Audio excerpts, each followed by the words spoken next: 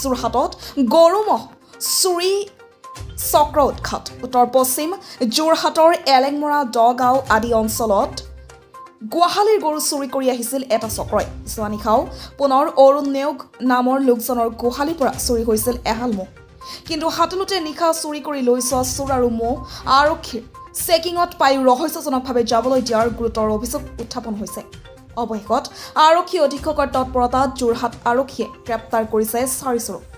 ইয়াৰে মূল master mind ওৰফে চিন্ময় বৰঠাকুৰ আৰু ৰবিন মিলি 37 নং ৰাষ্ট্ৰীয় ঘাইপথৰ কাষৰ এখন ধাবাৰ পৰা মাইনা নামৰ যুৱকজনে দীৰ্ঘদিনীয়া চলাই গৈছিল এই বেহা আজি বহুদিন ধৰি উত্তৰ পশ্চিম যোৰহাট অঞ্চলৰ আমাৰ এলেংমৰাকে ধৰি বিস্তীৰ্ণ অঞ্চলত এটা ম'হ চুৰি চক্ৰই মানে সন্ত্ৰাসৰ সৃষ্টি কৰি আহিছিলে আৰু আজি যোৰহাট সদৰ থানাৰ তৎপৰতাত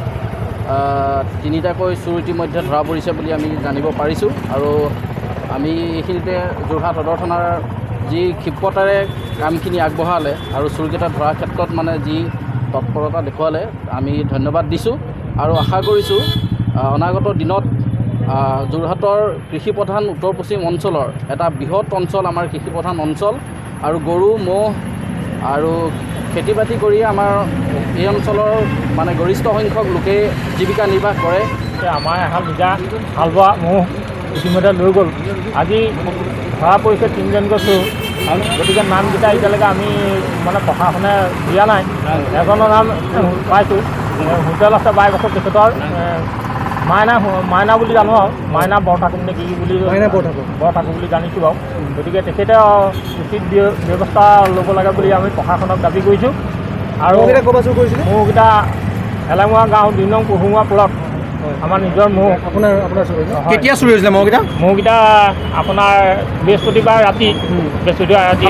পুলিব আৰক্ষীয়ে এখন ফটো মাৰি দিছিলে নেকি আপোনাৰ ফটো মাৰি দিছিলে তাৰপিছত ম'হকেইটা এৰি দিছিলে নেকি ম'হকেইটা এৰি দিলে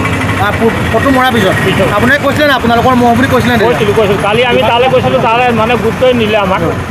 তাতে গুৰুত্বই নিদিলে প্ৰশাসনে পুলিবৰ